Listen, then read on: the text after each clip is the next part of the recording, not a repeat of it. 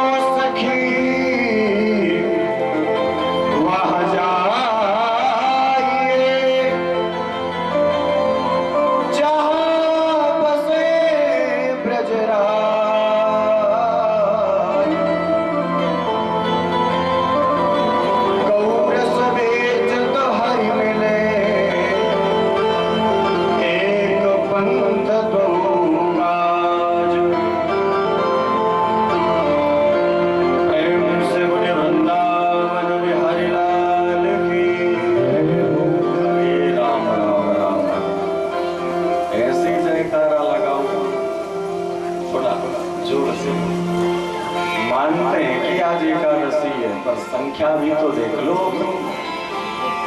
श्री वृंदावन बिहारी लाल की, श्रीमद् भागवत महापुराण की, श्री देव बड़े हनुमान जी महाराज की, व्यास जी महाराज की, पूज्य श्री नागाजी महाराज की। अब एक बार आप लोग अपनी अपनी जयकारा बोलो, बोल जनता जनार्दन की। नमः पार्वती पतये हर हर महादेव। परम आराध्य देव मर्यादा पुरुषोत्तम राघवेंद्र सरकार का जगत जननी जगदम्बा भागवत कथा गान ज्ञान गंगा का अवगाहन कर रहे ऐसे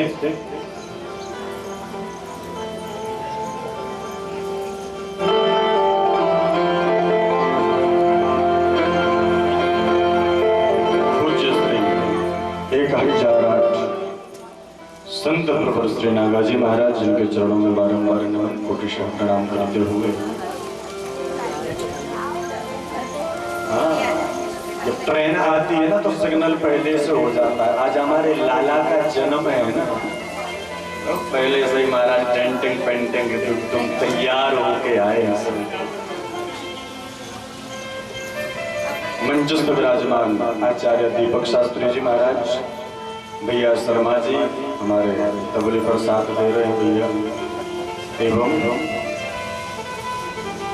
बांसा कला से, पथरिया से, दमोह से, खेजरा से, गड़ाकोटा से, देवरान से, दमोह से भगवान की पावन पवित्र कथा को श्रवण करने के लिए पधारे समस्त बालाकोट से हमारी माता राम भी आई है ना। पता चला कि आज जन्मोत्सव है तो माता जी पिताजी कथा श्रवण करने आए हैं। हमारे डॉक्टर साहब जो भी पुष्पमाला पहना के गए, कुछ समय पहले इनके यहाँ देवरान में भागवत कथा का आयोजन हुआ था, वो भी आए। हमारे तिवारी जी खेजरा से वो भी आए।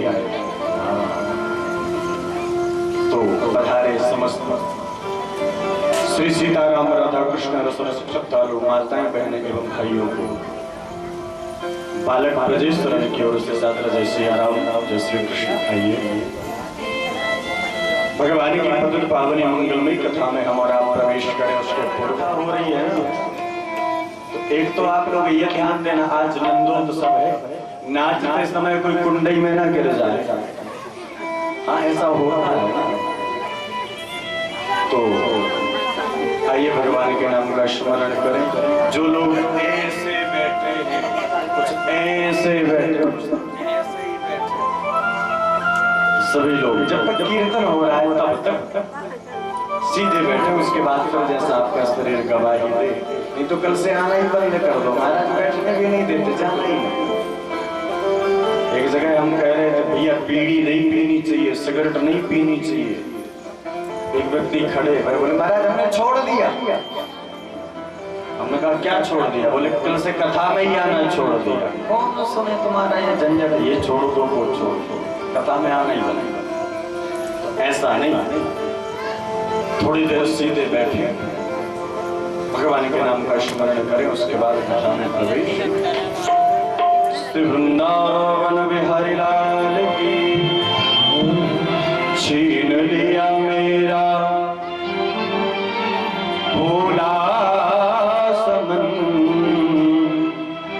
राधा रमण प्यारे राधा रमण, छीन लिया मेरा भोला समन,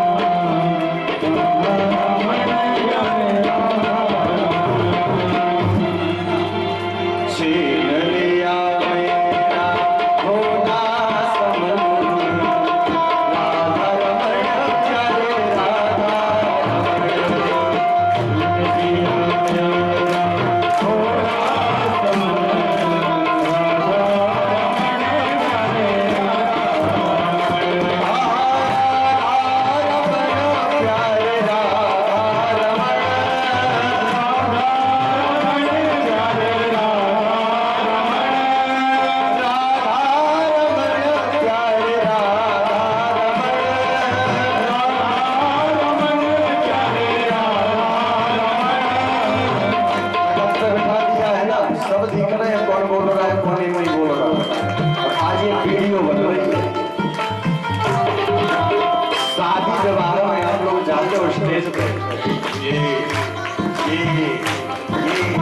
गड़बड़ ना आ जाए आज भी वीडियो बन रही है, इसके भाव से गाओ। और भैया इस कैमरे में फोटो कैमरे में ऊपर बात में जरूर आएगा। छीन लिया मेरा भोला समन,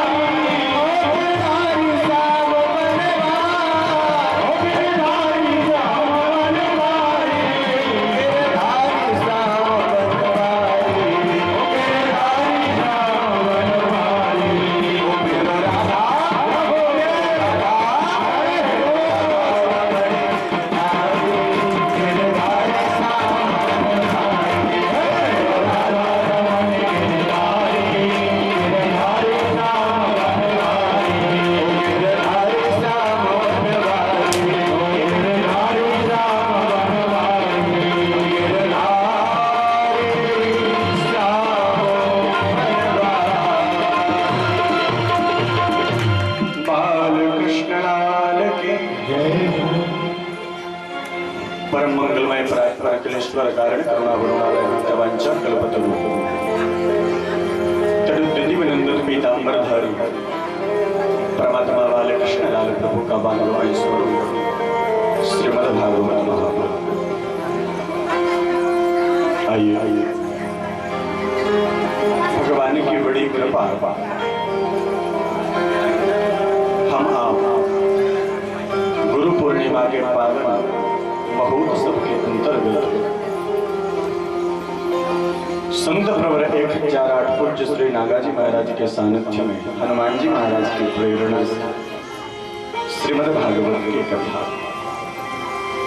एक तो भगवान माने हनुमान जी महाराज और दूसरा पुराण माने श्रीमद् भागवत महापुराण और तीसरे संत माने नागाजी महाराज। कैसी त्रिवेणी बन गई।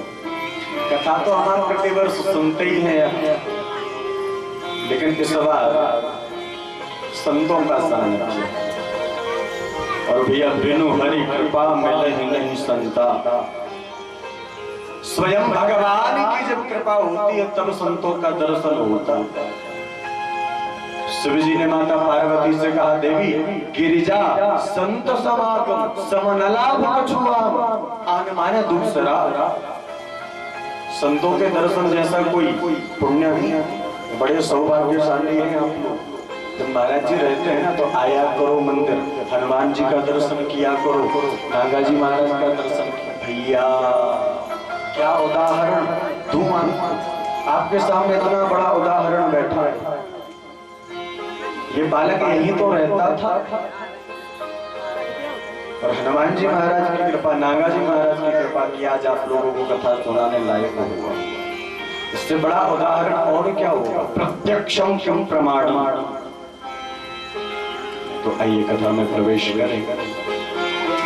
आज कथा का चतुर्थ दिवस माने नंदोत्सव। हमारे वृंदावन में कहें भैया चौथे दिन की कथा माने रसगुल्ला की कथा शुरू है जाए। चौथे दिन आते तो ना, तीसरे दिन तो ज्ञान वैराग्य भक्ति ये ज्ञानियों की कथा। तीसरे 3 दिन तक तो हमारा भी मन ही नहीं लगता कथा सुनाने। आप लोगों का भी मन नहीं लगता होगा सुनने। लोग कहते हैं अरे अभी तो शुरू नहीं है, जन्म के दिन से चलेगा। तो कल की कथा में हम प्रवेश कर रहे थे। स्वयंभुव मनु की 3 कन्या और 2 पुत्र। तो बीच की जो कन्या देवहूति उनका विवाह भगवान नारायण ने करदम ऋषि के साथ करवाया, जिनके यहाँ कपिल भगवान का प्राकट्य हुआ। और स्वयंभुव मनु की सबसे बड़ी जो कन्या है नाम है आकृति। इनका विवाह रुचि प्रजापति के साथ हुआ। यज्ञ नारायण भगवान का प्रादुर्भाव इन्हीं के घर में हुआ। तीसरी कन्या है प्रसूति, जो दक्ष प्रजापति के यहाँ ब्याही। और इन्हीं की कन्या सती, जिनका विवाह भूत भावन भगवान भोलेनाथ के साथ हुआ। ये हो गई 3 कन्याएं और 2 पुत्र। प्रियो व्रतोत्तान पान पादो शतरूपा पते सुचौ। प्रिय व्रत और उत्तान पाद। प्रिय व्रत, प्रिय माने अच्छा, व्रत माने संकल्प करने वाला। आजकल लोग बड़ा व्रत करते हैं। आज शनिदेव का व्रत, कल मंगलवार का व्रत, परसों रविवार तो सूर्य नारायण का व्रत। निवेदन करो कभी कभी ये भी व्रत कर लिया करो। आज हम किसी की बुराई नहीं करेंगे, व्रत है आज किसी की निंदा नहीं करेंगे, ये व्रत है हमारा। व्रत माने संकल्प। भैया मशीन भी रोज प्रति चलते चलते चलते चलते वो भी परेशान हो जाती है, उसको भी एक दिन का रेस्ट चाहिए। तो शरीर भी तो मशीन ही है। ये जो हड्डी लगी इनको समझ लो ये लोहे के सरिया हैं। हाँ, ये जो त्वचा है इसको समझ लो ये मसाला है सीमेंट का। शरीर तो सारी सामग्री लगी है उसमें। मकान बनाने के लिए मसाला बनाया जाता है तो उसमें पानी होता है, तो ये अंदर रक्त है, खून, उसको पानी समझ लो मसाले की जगह, पानी की जगह। इसको भी रेस्ट चाहिए। प्रियव्रत राजा सूर्य नारायण भगवान के बड़े भक्त, सूर्य नारायण ने इनको एक रथ दिया। इन्हीं के वंश में आगे चल करके महाराज ऋषभदेव प्रकटे, जिनके 100 पुत्र सबसे बड़े का नाम भरत, जो आगे चल करके जड़ भरत हुए। समय का अभाव है, सुनाते कथाओं को आज थोड़ा सा संक्षेप में लेना पड़ेगा। राज्य रानी सुपर फास्ट एक्सप्रेस चलानी पड़ेगी। हाँ, और एक पुत्र है उत्तानपाद। उत्तानपाद उत्तम पाद, पाद माने चरण पैर, जिन्होंने अपने पैरों पर खड़े होकर के जगत में ऐश्वर्य प्राप्त किया हो, सम्मान प्राप्त किया हो, उसका नाम उत्तानपाद। इनकी पत्नी है, नाम है सुनीति, लेकिन विवाह को बड़े दिन हो गए, बालक नहीं हुआ। कुलम संतति बिना, गृहस्थाश्रम का सबसे बड़ा सुख है बालकों का होना। आज शिकार खेलते खेलते, भ्रमण करते करते किसी दूर राज्य में पहुंचे, वहां राजा की कन्या को देखा, प्रेम हो गया। गंधर्व विधि से विवाह करके जैसे ही महल में प्रवेश किया, जो पहले की रानी है सुनीति, उसने पूछ लिया ये कौन है?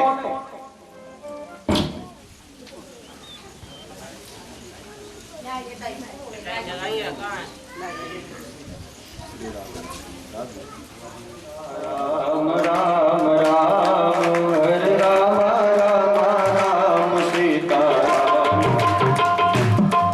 हरे राम राम राम सीता राम राम राम सीता राम राम राम सीता राम राम राम राजा राम राम राम।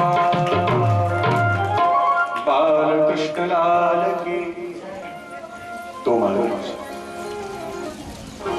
जिस पत्नी के साथ राजा उत्तानपाद आए, उसने जैसे ही प्रवेश किया, राजा से पूछा ये क्या? राजा ने कहा ये हमारी पहली पत्नी। सुरुचि ने कहा यदि ये यहाँ रहेंगी तो मैं नहीं रह सकती। राजा ने पहली पत्नी को राज्य के बाहर एक महल बनवा दिया, देवी तुम यहाँ रहो। सुनीति वहां निवास करने, समय आगे बढ़ा, दोनों माताओं के गर्भ से बालकों ने जन्म लिया। सुनीति के गर्भ से जन्म लिया ध्रुव जी महाराज ने। बोलो ध्रुव जी महाराज की। भगवान के बड़े भक्त हैं, यशस्वी हैं, तेजस्वी हैं, मनस्वी। और दूसरी पत्नी जिसके साथ अभी अभी विवाह करके आए हैं, तो सुरुचि के गर्भ से जन्म लिया, नाम रखा गया उत्तम। दोनों बालक धीरे धीरे धीरे धीरे बड़े होने लगे। सुखदेव स्वामी कहते हैं राजन, एकदा सुरुचि पुत्रो मंगमारोप्य लालयन् उत्तमं नारुरुक्षन्तम् ध्रुवं राजा व्यनन्दत। आज राजा उत्तानपाद अपने राज्य महल में सिंहासन पर बैठे, उनकी गोद में बालक है, किसका? तो छोटी रानी का, सुरुचि का। और जब ध्रुव जी ने देखा तो इनके मन में भी इच्छा हुई, क्यों ना मैं भी पिता महाराज की गोद में जाकर के बैठूं। जैसे ही आगे बढ़े, उधर राजा ने भी हाथ बढ़ाया और सुरुचि बीच में आ गई। ध्रुव का हाथ पकड़कर फटकार कर बोली, तो मैं यदि पिता महाराज की गोद में बैठना है तो पहले मेरे गर्भ से जन्म लेना पड़ा। बड़ा कष्ट हुआ, बालक रोने लगा। सुरुचि कहती है जंगल में जाओ, भगवान का भजन करो। भगवान प्रकटे वरदान मांगने को कहीं, तब कहना कि मुझे सुरुचि मां के गर्भ से जन्म ले लो। भैया इसी को कहते हैं अभिमान। जरा विचार करना, जो साक्षात भगवान का दर्शन कर लेगा वो गर्भ में जाना चाहेगा। जिस गर्भ के लिए शास्त्रों ने कहा है गर्भवास समम दुखम न भूतो न भविष्यति। गर्भ में जैसा कष्ट बालक को होता है, ना पहले हुआ है ना बाद में होगा। माँ चटपटी वस्तु का सेवन करे तो गर्भस्थ बालक को कष्ट होता है, माँ ठंडी वस्तु का सेवन करे तो दर्द होता है जीभ को। बालक शुभ रोते रोते गया, माता सुनीति से कहने लगा, माँ मैंने तेरी कोख से जन्म लिया है, ये पाप किया है क्या? बेटा हुआ क्या? सारा वृत्तांत ध्रुव जी ने सुना। सुनीति ने कहा, बेटा तेरी सुरुचि माता ने गलत नहीं कहा, जो कहा है ठीक कहा। तुझे यदि गोद में बैठने की इच्छा है तो परम पिता की गोद में बैठने की इच्छा कर बेटा। ये संसार वाले कभी किसी के लिए तो माँ ये नारायण परम पिता मिलेंगे कहाँ? जंगल में मिलेंगे। भैया छोटा सा बालक 4.5 वर्ष की उम्र है अभी ध्रुव जी महाराज की। आव देखा ना ताव चल पड़े जंगल की ओर। और इधर नारद जी महाराज ने जैसे ही ध्रुव जी को देखा, नारद जी को भगवान का मन कहा गया। जैसे हमें रसगुल्ला खाना हो ना तो पथरिया के मार्केट जाना पड़ता है, दुकानदार से कहना पड़ता है भैया रसगुल्ला दे दो। पर भगवान को यदि कोई इच्छा होती है तो कहना नहीं पड़ता, नारद जी स्वतः काम करना प्रारंभ कर दिया। नारद जी ने देखा भगवान का भक्त है, तपस्या करने जा रहा है, उठाई बीना, श्रीमन नारायण नारायण नारायण श्रीमन नारायण नारायण नारायण श्रीमन नारायण नारायण नारायण नारायण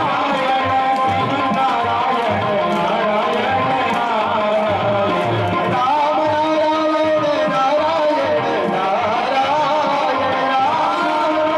नारायण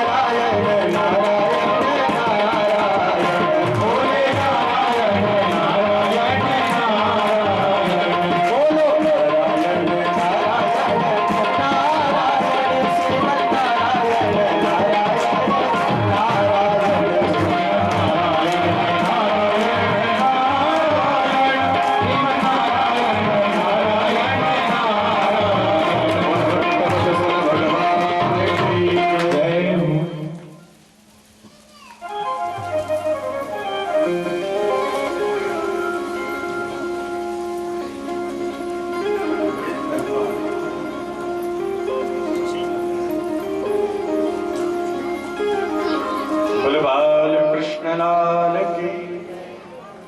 नारद जी पहुंचे ध्रुव जी के पास, बेटा कहाँ जा रहे हो? ध्रुव जी ने जो नारद जी को देखा प्रणाम किया। नारद जी ने मन में विचार किया, भक्ति करने के लक्षण हैं, महात्मा को देख करके प्रणाम करता है माने भगवान का भक्त बन सकता। बेटा कौन हो? उत्तान पाद नंदन ध्रुव नाम है। ओहो, तो जंगल में क्यों आए हो?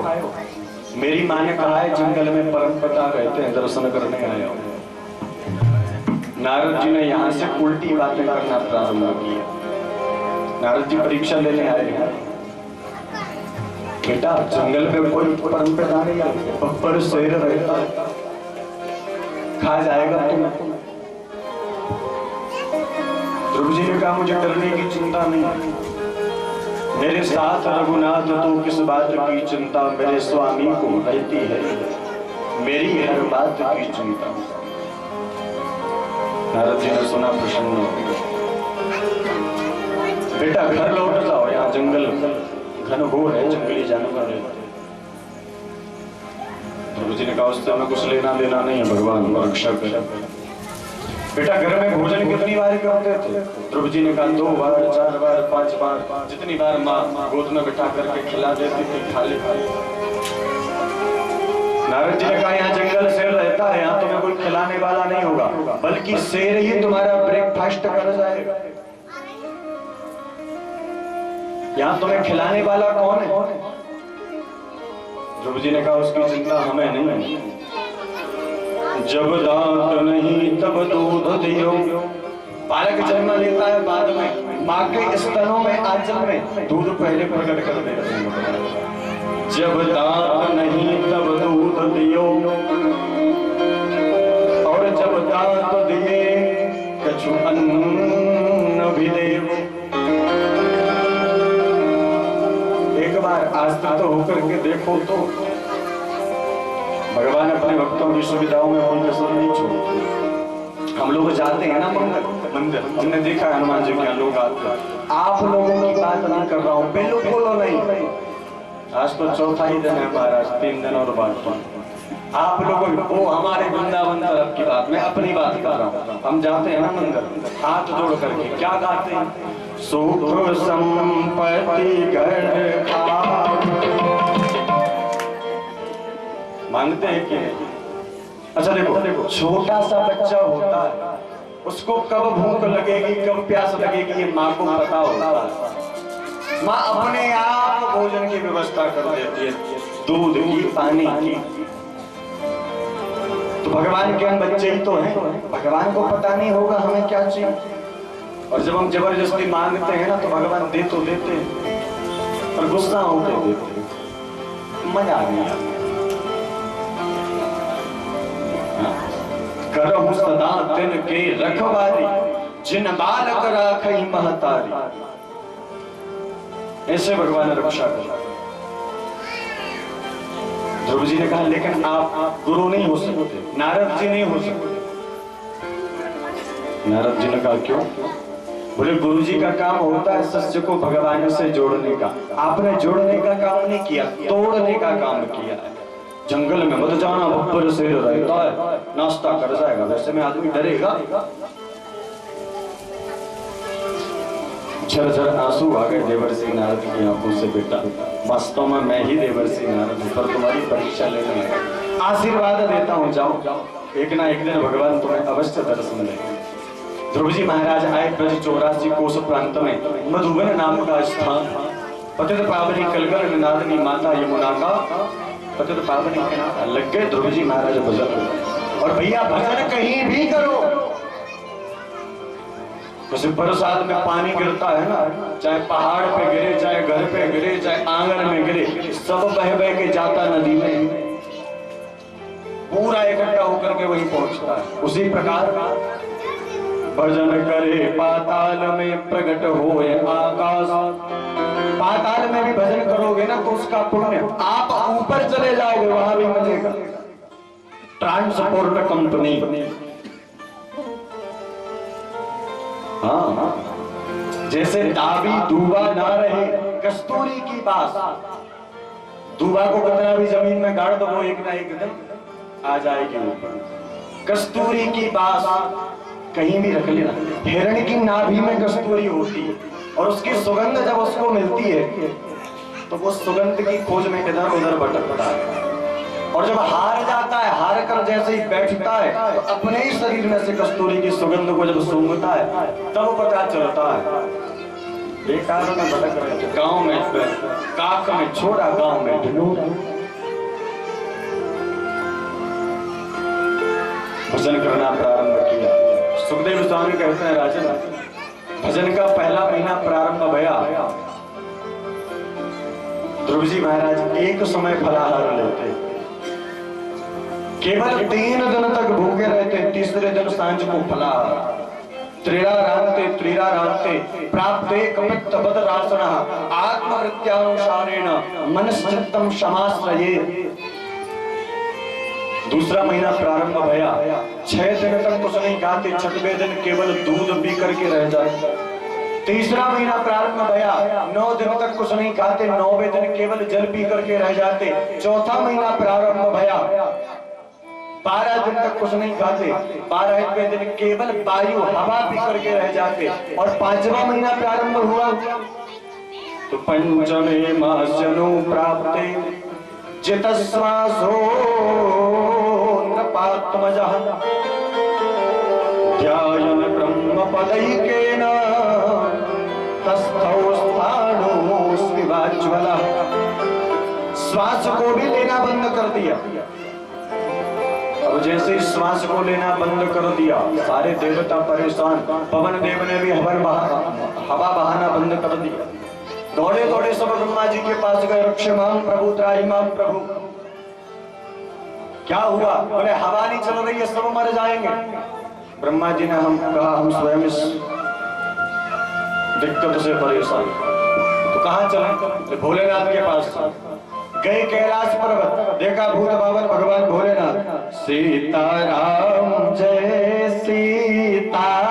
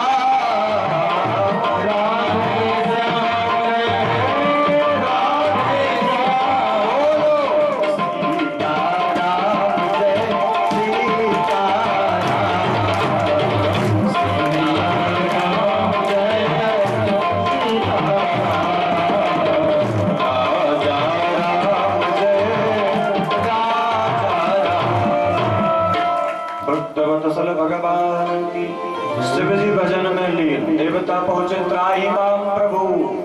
बाबा ने कहा क्या भया? पवन देव ने हवा बहाना बंद कर दिया। बोले हम भी इसी दिक्कत से परेशान, अब क्या? सब लोग उड़े चले, पहुंचे भगवान नारायण के पास। जो भगवान से निवेदन किया, भगवान ने कहा चिंता मत करो, मेरा छोटा सा 5 वर्ष का बालक मेरे भजन में लीन है। अभी जाता हूं, उसको दर्शन देता हूं, और जैसे ही वो मेरा दर्शन करेगा ना, कौन कहता है दीदार नहीं होता? कल भी मैंने कहा था, कौन कहता है दीदार नहीं होता? अरे व्यक्ति खुद ही तलबगार नहीं होता। तलब तलब इसकी तलब चूना मिला करके जो खाते हैं, उसकी तलब मार दे अलबत्ता, फूक दे बंबई कलकत्ता।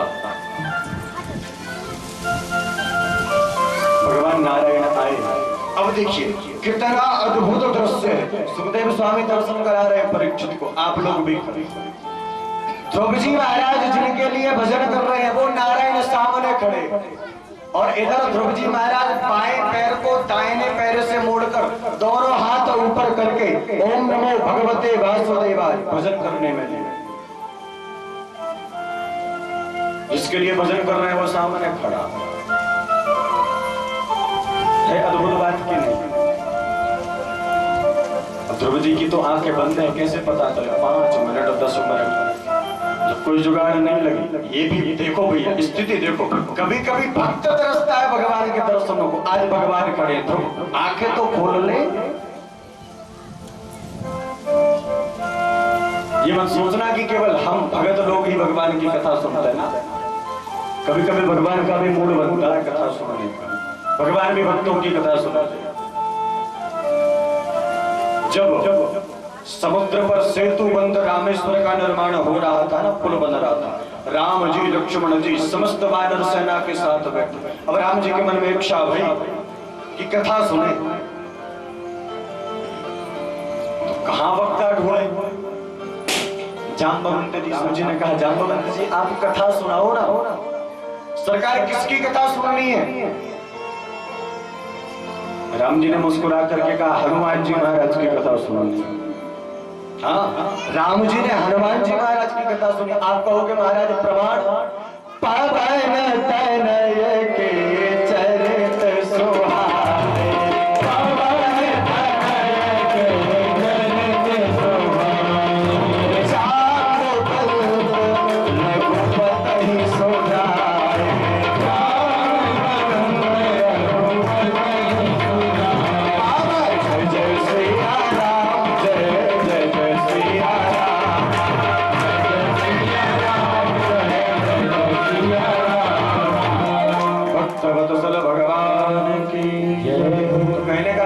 कभी कभी भगवान भी बना लेते हैं मोरा। कर दो भक्तों में दया, बेचारी कथा सुनने आते हो। जब कोई जुगाड़ नहीं लगी, भगवान ने गरुड़ जी से कहा अपने पंख फड़फड़ाओ। जैसे पंख फड़फड़ाते हैं आवाज आती, जो ध्रुव जी के कानों में गई, नेत्र खुले, जो देखा ओहो साक्षात परब्रह्म परमात्मा मेरे सामने खड़े। साष्टांग दंडवत लेट करके प्रणाम किया। प्रणाम करने का भी एक विधान होता है। साष्टांग दंडवत। लोग कहते हैं महाराज दंडोत। दंडोत माने छोटा शब्द है, शुद्ध शब्द है दंडवत। दंडवत माने एक दंड होता है, डंडा, उसके समान दंडवत। बांस के टुकड़े को आप पृथ्वी पर फेंको तो वो सीधा गिरेगा, टेढ़ा नहीं होता। उसी प्रकार साष्टांग दंडवत। अब तो वो परंपरा ही चली गई। धीरे धीरे लोग सिर झुका करके प्रणाम करने लगे। फिर और अब तो महाराज लोग घुटना ही टेके, महाराज गोड़ लागू, घुटनों में ही। अच्छा देखो, जितना लंबा प्रणाम होता था पहले के बड़े बुजुर्ग उतना लंबा आशीर्वाद देते। बेटी सदा सुहागन रहो, बेटी पुत्रवान रहो, दूधो नहाओ पूतो भरो, दिन रात चौगनी तरक्की करो, प्रगति करो। बड़ा लंबा। अब जब घुटने में ही प्रणाम होता है तो आशीर्वाद देने लगे, हाँ हम ये हो, चलो आगे बढ़ो।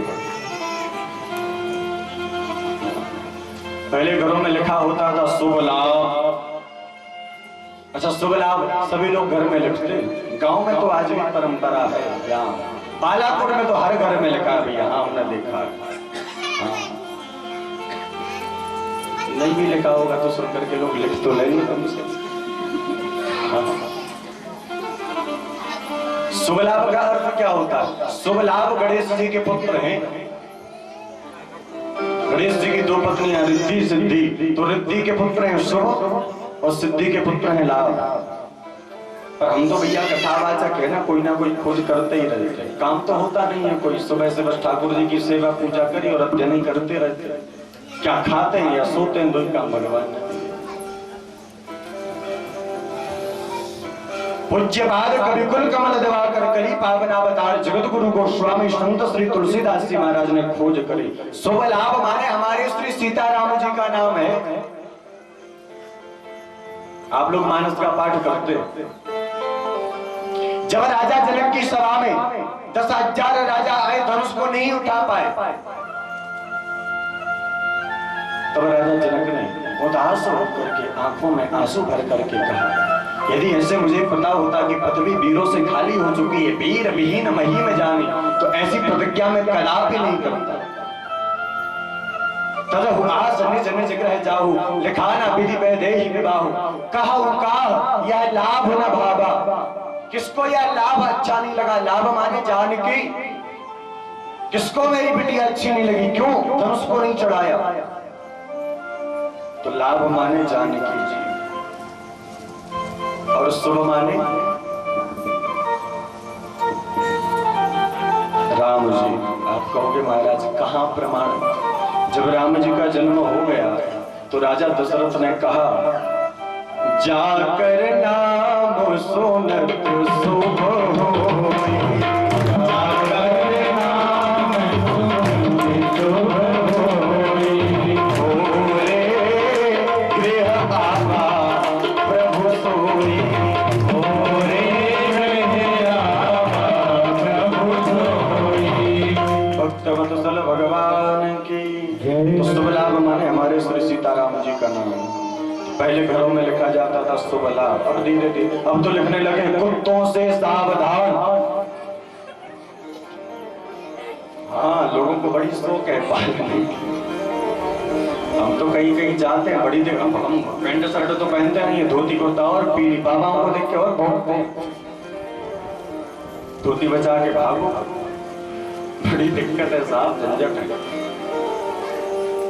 तो सुखदेव स्वामी कहते हैं, राजा जो पंख फड़फड़ाए, ध्रुव जी के नेत्र खुले, दर्शन अब बेचारे छोटा सा बालक है, 5 वर्ष की आयु, कभी स्कूल नहीं गया, विद्यालय नहीं गया, लेकिन मन में ऐसा भाव है मुझे भी यदि संस्कृत आती होती तो आज भगवान का गुणगान करता, श्लोकों के माध्यम से स्तुति करता।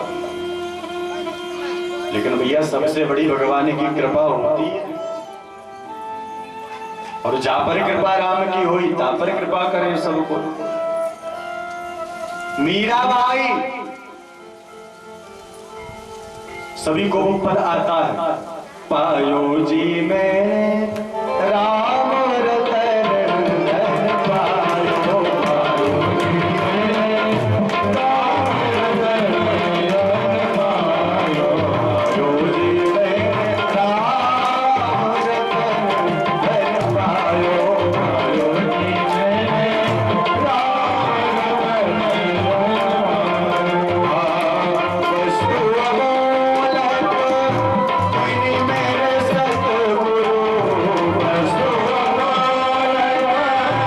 मेरे सतगुरु, वस्तु अमोलक कोई मेरे सतगुरु, वस्तु अमोलक कोई मेरे सतगुरु।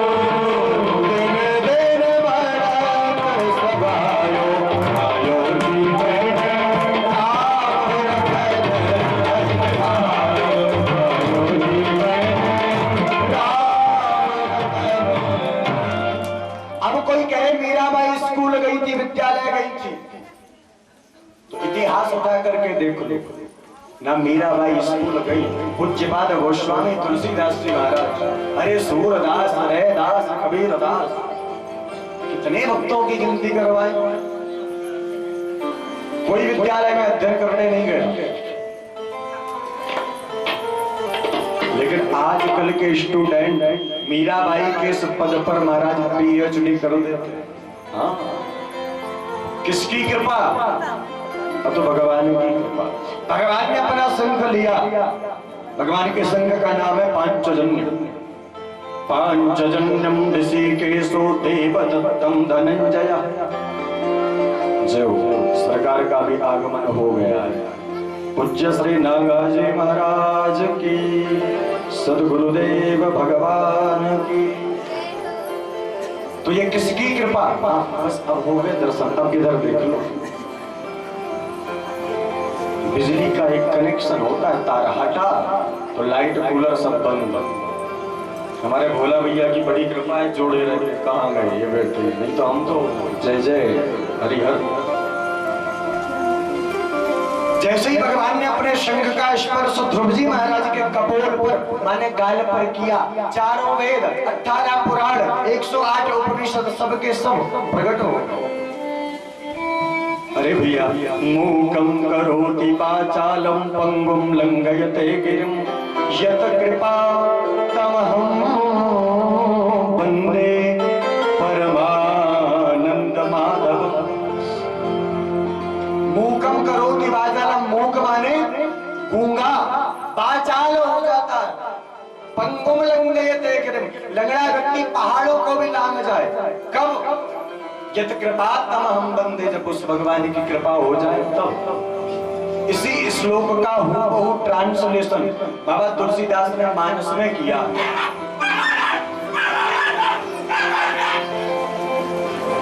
बलभद्रवत्सल भगवान की।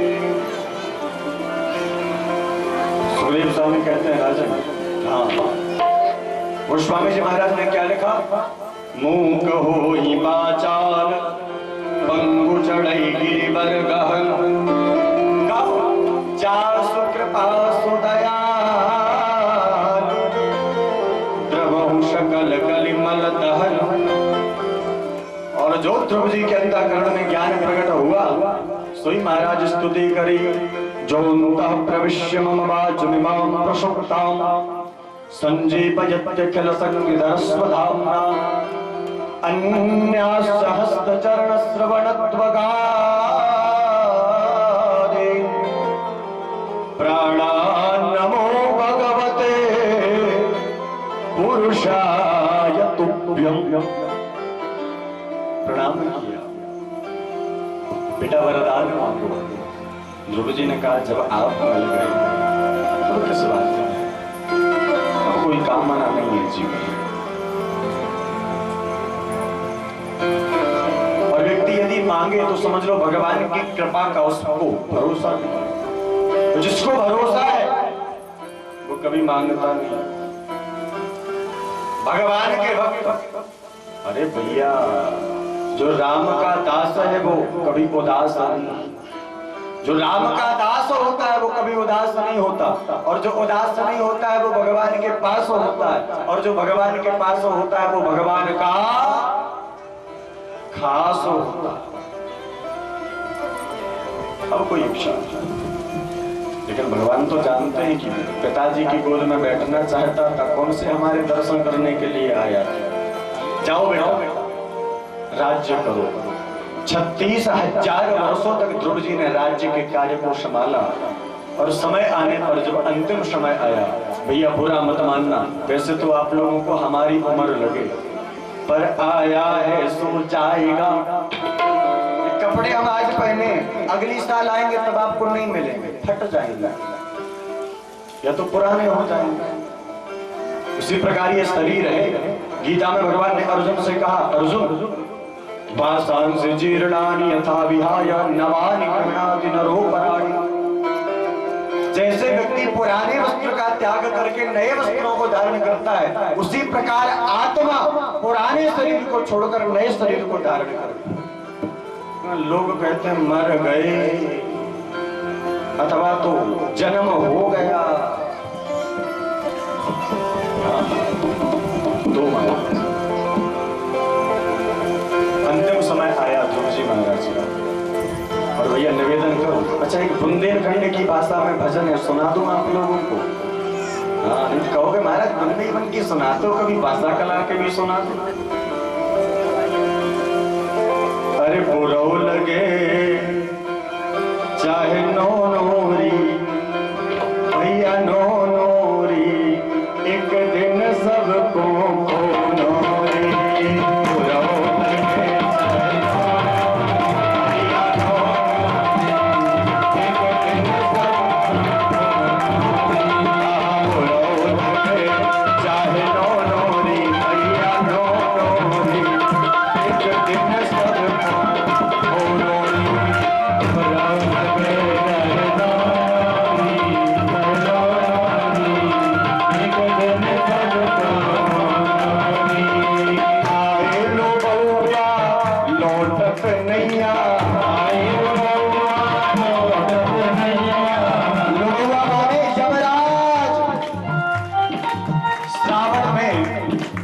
मायके से लोग जाते हैं।